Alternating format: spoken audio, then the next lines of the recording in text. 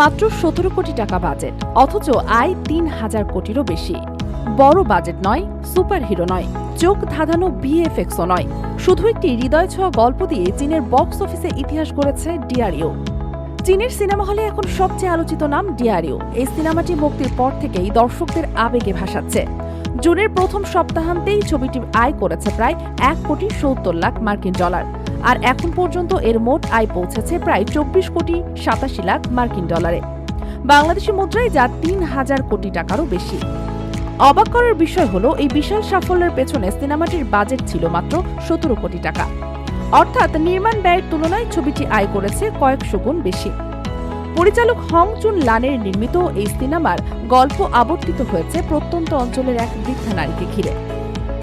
ঋণের বোঝায় জর্জরিত তার নাতি একদিন থাইল্যান্ডে পাড়ি জমায় কথিত এক ধনী দাদার খোঁজে, কিন্তু সেই অনুসন্ধান ধীরে ধীরে উন্মোচন করে অর্ধ শতাব্দী ধরে লুকিয়ে থাকা এক প্রেমের গল্প।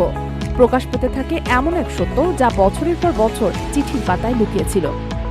প্রযুক্তি নির্ভর এই সময়ে যখন হাতে লেখা চিঠি প্রায় হারিয়ে গেছে, ঠিক তখনই সেই পুরনো ডাক ব্যবস্থার স্মৃতি আর অপেক্ষার অনুভূতিকে পর্দায় জীবন্ত করে তুলেছে ডিআরইউ। বিশেষ করে প্রবাসী চীনাদের চিঠি আদান প্রদানের ইতিহাস এবং হারিয়ে যাওয়া সম্পর্কের গল্প দর্শকদের মনে তৈরি করেছে গভীর নস্টালজিয়া। অনেক বয়স্ক দর্শক ছবিটিতে নিজেদের জীবনের প্রতিচ্ছবি খুঁজে পেয়েছেন। বিশ্লেষকদের মতে এই সিনেমার সবচেয়ে বড় শক্তি এর গল্প।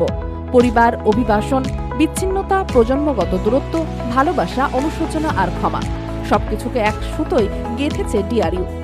যেখানে সাম্প্রতিক সময়ে বড় বাজেটের অ্যাকশন আর ফ্যান্টাসি সিনেমার দাপট, সেখানে কোনো ভিজুয়াল ইফেক্ট নয়, মানুষের সম্পর্ক আর আবেগের গল্প দিয়ে দর্শকের হৃদয় জয় করেছে এই সিনেমা। সামাজিক যোগাযোগ মাধ্যমে ছবিটি ভাইরাল, আবেগঘন দৃশ্য এবং সমাপ্তি নিয়ে চলছে ব্যাপক আলোচনা। ডিআরইউ যেন নতুন করে মনে করিয়ে দিল, সিনেমার আসল শক্তি কখনো বাজেট নয়, বরং এমন একটি গল্প যেখানে দর্শক নিজের জীবন, নিজের পরিবার আর নিজের স্মৃতির প্রতিফলন খুঁজে পান। News desk, খবরওয়ালা।